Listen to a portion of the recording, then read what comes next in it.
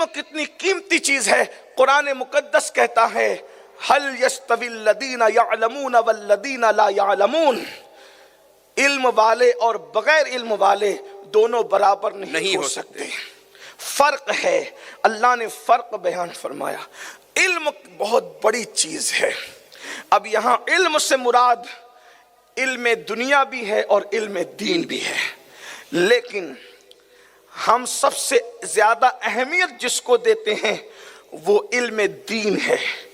اس لیے کہ doctor, teacher, engineer, doctor اور جج کچھ بھی بناؤ بچوں کو، میں بار بار پورے ملک میں یہ بات دہراتا ہوں، لیکن پہلے اتنا علم بچوں کو ضرور دو کہ ان کو ایمان اور کفر پتہ چلے، بے شک ان کو دین اور اسلام کا حسن پتہ چلے.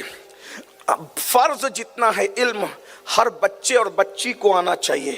اور کیا ہی بہتر ہوتا کہ کم سے کم خاندان کا ایک بچہ عالم دین بنتا، خاندان کا ایک بچہ حافظ قرآن بنتا، خاندان کی ہر بچی عالمہ اور قاریہ بنتی.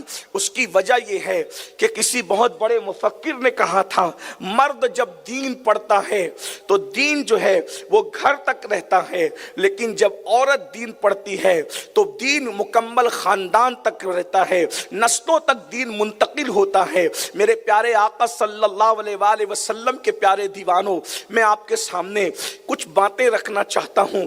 اس سے پہلے ایک چھوٹی سی تمہید میں ایک بات مجھے یاد آ رہی ہے.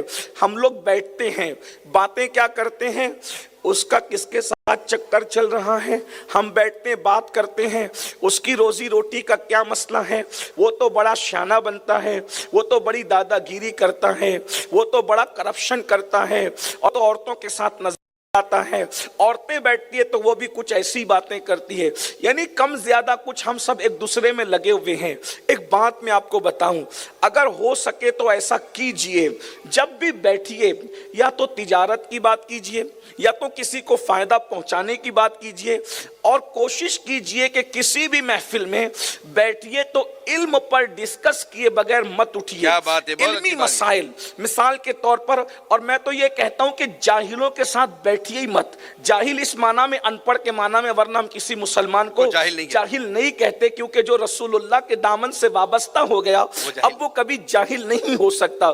لیکن بات چلیں ان پڑھوں کی صحبت میں مت بیٹھیے، چھوڑ دیجئے. اس کی وجہ یاد رکھنا، انسان جیسوں کی صحبت میں بیٹھتا ہے ویسے اس کا ذہن بنتا ہے، اس کا مائنڈ ویسے ہی بنتا ہے. آج آپ کو پتا ہے نشہ کیوں پرموٹ ہو رہا ہے؟ نشہ کرنے والوں کی صحبت کی وجہ سے. زنا کیوں پرموٹ ہو رہا ہے؟ زنا کرنے والوں کی صحبت کی وجہ سے. اور ایک بات میں آپ کو بتاؤں، اگر صحبت آپ کو نہیں بھی ملتی تو انٹرنیٹ پر آپ جس کو دیکھ رہے ہیں، بہت بڑی بات کہنے جا رہا ہوں، انٹرنیٹ پر آپ جس کو دیکھ رہے ہیں آپ گویا کہ اسی کی صحبت میں بیٹھتے ہیں. یعنی اگر زنا کرنے والوں کی فلمیں آپ دیکھ رہے ہیں تو آپ ان کی صحبت میں بیٹھنے والے ہو. اگر نشہ کرنے والوں کو دیکھ رہے ہو تو گویا آپ ان کی صحبت کرنے ان کی صحبت میں بیٹھنے والے ہو. اسی طرح اگر علماء کو دیکھ رہے ہو تو گویا آپ ان کی صحبت میں بیٹھنے والے ہو. یاد رکھنا اچھی طرح سے. اور پھر یہ بھی یاد رکھیے، دنیا میں جو جس کے ساتھ اٹھے گا بیٹھے گا وہ قیامت کے دن اسی کے ساتھ اٹھایا جائے گا.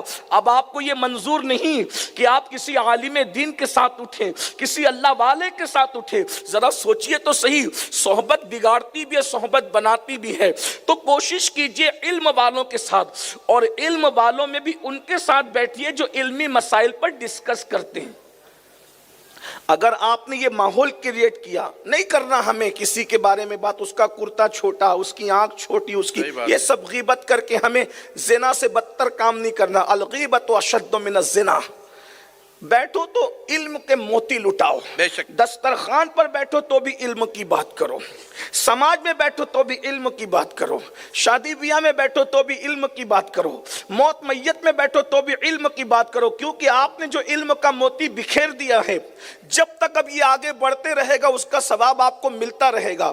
اور یہاں تک فرمایا کسی کو دین کی ایک بات سکھانا، کسی کو دین کی ایک بات سکھانا 70 70 سال کی عبادت سے بہتر ہے. کیا بات ہے، بالکل حق ہے، بالکل حق ہے. اللہ کے رسول علیہ السلام فرماتے ہیں بلغوا انی ولو آیا، پہنچا دو میری طرف سے اگرچہ ایک ہی بات ہو. اب میں آپ کو بتاؤں اس ماحول کا فائدہ کیا ہوگا اور یہ ماحول کس طرح بنتا ہے. آج ہمارے بچوں کو وضو کا طریقہ نہیں معلوم، آج ہمارے بچوں کو نماز کا طریقہ نہیں معلوم، آج ہمارے بچوں کو جو ہے وہ غسل کا طریقہ نہیں معلوم. غسل خانے کے اندر مہنگا سے مہنگا شیمپو رکھا ہوا ہے. توجہ، غسل خانے میں رکھو، مجھے کوئی اعتراض نہیں ہے، کیونکہ ہم لوگ جو ہیں دقیانوسی خیال کے نہیں ہیں. اگر اللہ نے نوازا ہے 100 والا رکھتے ہو 1000 والا رکھو، ہمیں اعتراض نہیں. مہنگا شیمپو ہے، مہنگا فیس واش بھی موجود ہے، مہنگے صابن بھی موجود ہے، ساری خوشبو کے سامان ہے، پورا سجا ہوا ہے، آپ کا جو ہے وہ واش روم سجا ہوا ہے. لیکن غسل کا طریقہ معلوم نہ ہونے کی وجہ سے تم ناپاک کے ناپاک ہی رہ رہے ہو. کیا بات ہے، بالکل حق ہے. بدن پر تو تم نے قیمتی لوشن مل لیے، یہ جیل لگایا، وہ صابن لگایا، وہ شیمپو لگایا، وہ فیس واش استعمال کیا، لیکن تم پاک نہیں ہوئے میرے بھائی. تو پتا چلا ایک غسل پر تو سینکڑوں روپے خرچ کر کے بھی پاک نہیں ہو پا رہا ہے. اور تیرے اسلاف وہ تھے جو ندی کے پانی میں غسل کر کے پاک ہو جایا کرتے تھے. وجہ ان کے پاس علم تھا، تیرے پاس علم نہیں ہے، فرق ہے.